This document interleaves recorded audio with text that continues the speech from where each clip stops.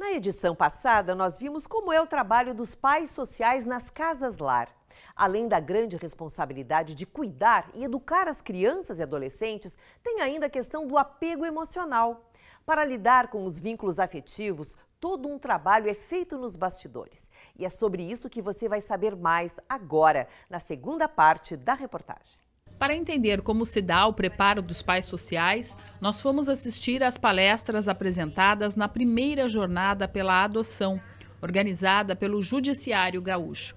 E conversamos com a assistente social que coordena os abrigos João Paulo II, onde nossos entrevistados atuam como pais sociais. Desde o momento da seleção desses casais que vêm trabalhar nessas casas lares conosco, a gente busca então deixar bem claro para eles qual é o papel deles nesse trabalho, que nada mais é do que cuidar, do que dar educação, carinho, amor e muito afeto.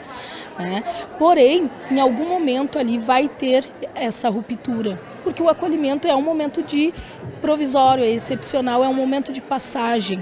Então eles precisam se dedicar ao cuidado, à educação dessas crianças naquele período em que a criança está ali com eles, e sabendo, tendo bem claro que aquele momento é de passagem e daqui um pouco aquela criança ou vai retornar para a sua família de origem ou então vai ir para uma adoção. Às vezes chega com 3 meses, sai daqui com 2 anos.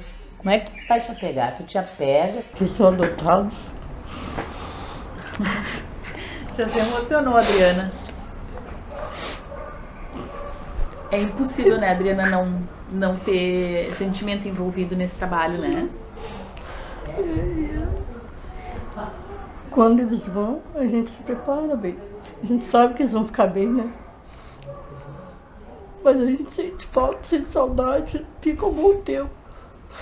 Mas ali a gente consegue, a gente vai trabalhando no sentimento das crianças, nossa também, né? A gente só pega muito. Camila explica que as equipes técnicas formadas por psicólogos e especialistas da área fazem a capacitação e o preparo mensal dos profissionais das casas, bem como das crianças. O melhor que eles puderem fazer de dar toda essa proteção, todo esse carinho, todo esse afeto, que eles possam fazer nesse período em que essas crianças vão estar ali com eles. Sempre com formações, acolhimento das angústias deles, e essas formações não semanais, mas mensais, semanais, com o apoio da equipe técnica ali, que está sempre orientando e sempre muito junto com eles. As crianças precisam também de ser toda essa preparação, de todo esse acompanhamento. Normalmente as crianças chegam aos abrigos por meio dos conselhos tutelares e denúncias do Ministério Público, mas elas também podem ser encaminhadas por hospitais e postos de saúde quando há constatação de violação dos seus direitos. Nesse primeiro momento, elas são levadas para instituições que funcionam como porta de entrada para o acolhimento. Os processos envolvendo os dramas vividos por crianças e adolescentes acolhidos em Porto Alegre passam pelo Juizado da Infância e Juventude da capital. São 3 em Porto Alegre, chamada R7, 11 e o 12. Tudo depende do perfil e da idade. A regra, porta de entrada, a regra é o R7. Para onde então são levadas emergencialmente ou já com mandado de busca e apreensão, também deferido em regime de plantão. Quando não acontece em regime de plantão ou não é acolhimento emergencial, existe primeiro uma solicitação de vaga.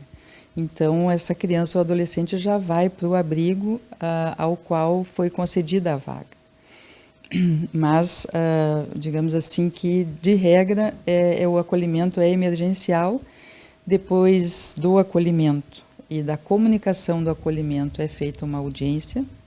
Se nessa audiência é constatada a necessidade de acolhimento, o Ministério Público formaliza o pedido de acolhimento e então, após o retorno ao AR7, ao 11 ou ao 12, a equipe técnica faz uma avaliação e verifica qual a melhor casa que vai atender os interesses daquela criança ou adolescente. A magistrada que integra o Juizado da Infância e Juventude da capital nos esclarece as diferenças entre as casas-lar e os abrigos. O abrigo, ele é um espaço maior, que é dirigido por uma pessoa determinada que tenha ao seu alcance uma equipe técnica.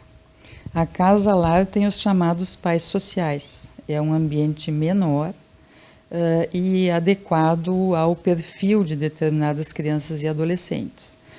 De regra, é um casal que pode ter junto seus filhos ou não. Qual é o perfil, doutora, dessas crianças que são destinadas às casas lar? Poderia dizer que é mais relacionado à conduta, não tanto aos pequeninhos, mas os pequenos, por exemplo, não podem ser aqueles que possuem necessidades especiais ou que precisam do serviço de enfermagem praticamente 24 horas. Esse não é adequado a uma casa lar, porque essa casa lar não vai ter essa estrutura.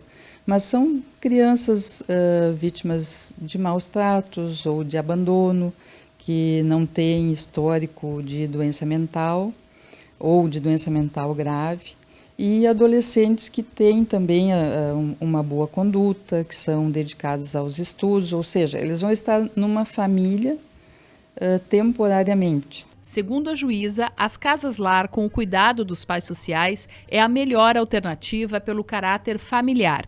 Ela nos fala sobre o papel desses profissionais. Uma casa-lar, então, seria isso. A casa-lar é uma família pequena e o abrigo é uma família grande. Não digo que os abrigos não funcionem, não quero ser mal interpretado, mas numa casa-lar existe um atendimento diferenciado e um atendimento mais próximo do que o atendimento num abrigo. Como o nome diz, eles serão os pais, só muda para pai social porque eles não são os pais biológicos, mas a rotina da casa é como uma casa mesmo. E existe a necessidade, então, de muitas vezes reeducar ou dar a primeira educação a essas crianças que vão para lá. Dados da Promotoria de Justiça da Infância e Juventude de Porto Alegre apontam que, em março deste ano, 876 crianças e adolescentes estavam no sistema de acolhimento, residindo em 86 instituições. Boa parte está apta para a adoção, mas acaba enfrentando dificuldades por não se encaixar no perfil desejado pelos cadastrados no Banco Nacional da Adoção. Para dar a oportunidade de ganhar uma família, o Judiciário Gaúcho criou a campanha Deixe o Amor Te Surpreender, que conta com diversas ferramentas para facilitar as adoções. Para conhecer mais sobre elas, acesse o site do Tribunal de Justiça.